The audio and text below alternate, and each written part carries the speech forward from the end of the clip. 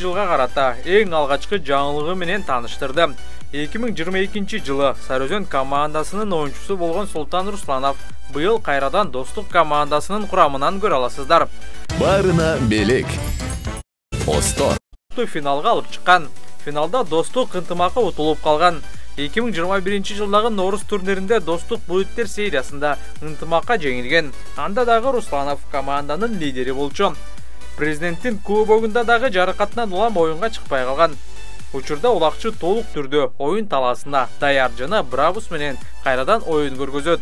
Султан Русланов кайрадан Достуктун лидери боло алабы? Ой пикир калтыра кетиңиз. Сарыөзөн командасында быйыл чоң жаңылануу болот. Тактап айтканда демөөрчү маселесинен улам күчтүү оюнчулар командадан кетип, жалаң гана жаштар чабат.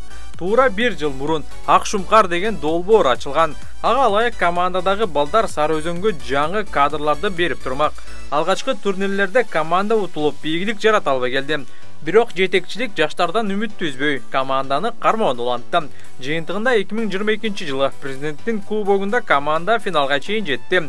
Андан соң Кыргызстан чемпионатында чүйдүн жаштар командасынын негизги өзөгү болгон Ак Шумкар биринчиликти алды. Мына эми жаңы сезондо Сарыөзөндө көп балдар ар кайсы клубтар менен сүйлөшүү жүргүзүп, айрымдары контракт сурап жаткандыктан Сарыөзөн оор кырдаалга туш болду. Ушундан улам тарыхы бай Сарыөзөндү сактап калуу үчүн Ак Шумкар өзүнүн алдыңкы кадрларын берди. Аним Ак Шумкар өзүнүн ишин улантат. Клубка кайра эле жаштар келет. Сарыөзөнгө демөөрчү жок болгондугу албетте өкүнүчтүү. Эми бул клубтун тарыхы кандай болот? Пикир жазыңыз. Ошондой эле Алатоо командасы расмий түрдө Норус 2023 турнирине катышпасын билдирди. Эми Алатоонун жылдызы болгон Манас Ниязов, Аскат Аскаров сыяктуу оюнчулар кайсыл клубка өтүшү мүмкүн? Ылдыйга комментарийге пикир жазыңыз. 2023 жылга карата Көкбөрү федерациясы бир топ өзгөртүүлөрдү киргизип жатат. Эми жогорку лигада мурдагыдай 6 эмес 8 команда болот. Командалар 2 группага бөлүнүп, тайпадан 1-чи орун алгандар финалга өтөт. 2-чи орунду алгандар 3-чү, 4-чү орунга ойношот. Акыркы 8 орунду алган 1-чи лигага түшөт.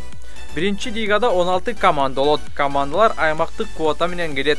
Бишкек, Чүй, Нарын, Ыскөл, Талас, Ош, Жалал Абад 2ден болсо, Ош шаары менен Баткенге 1ден квота берилет. Жогорку лигага кирип